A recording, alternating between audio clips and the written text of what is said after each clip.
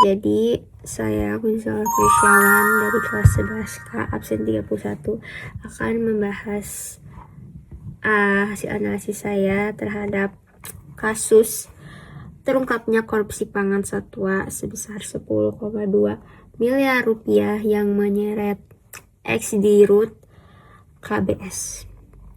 Jadi apa sih kasus ini? Mungkin beberapa waktu yang lalu kasus ini tuh berada lah ya di media sosial. Jadi latar belakang terjadinya kasus ini itu para penyidik mengidentifikasi adanya pengeluaran kas yang tidak sah atau yang janggal.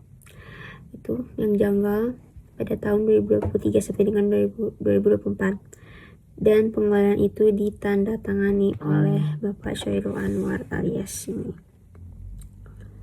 si manusia, bukan manusia kali ya, binatang pun ya lebih hina sebenarnya daripada binatang-binatang yang terdampak perbuatan si ini. Jadi ini tuh siapa? Ini tuh adalah ex-dirut yang dimaksud ya. Jadi dia tuh mantan direktur utama KBS, dan dari sumber-sumber yang aku baca itu total kerugian yang dialami negara itu sekitar 10,2 miliar rupiah.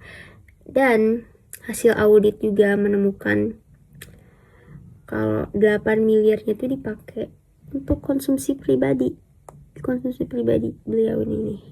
Jadi pihak yang terlibat ya sudah jelas, si monyet ini itu mantan dirut, ditetapkan sebagai tersangka utama, dan ada 20-25 saksi lainnya dari internal KBS. Dan mereka tuh internal KBS tuh maksudnya kalau ya tindakan itu nggak dilakukan sendiri ya, pasti dibantuin. Jadi waktu dan tempat kejadian ini tuh dalam rentang waktu masa jabatnya si monyet ini, yaitu tahun 2016 sampai 2024 masa jabatnya. Dan ini terjadi di kota Surabaya, Jawa Timur ya. Dan kasus ini pertama kali dipublikasi pada tanggal 22 Juli 2026, di mana Kejati Jatim resmi menetapkan Chairul Anwar sebagai tersangka utama.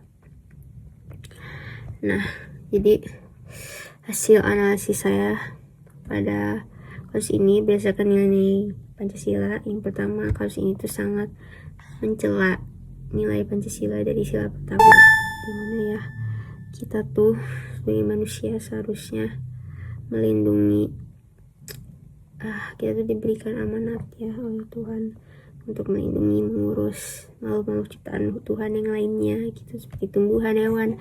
Dan ya dari kelakuan si ini sangat tidak mencerminkan itu ya. Kelakuan dia ini tuh negara bahkan mengalami kerugian, terus para hewan-hewan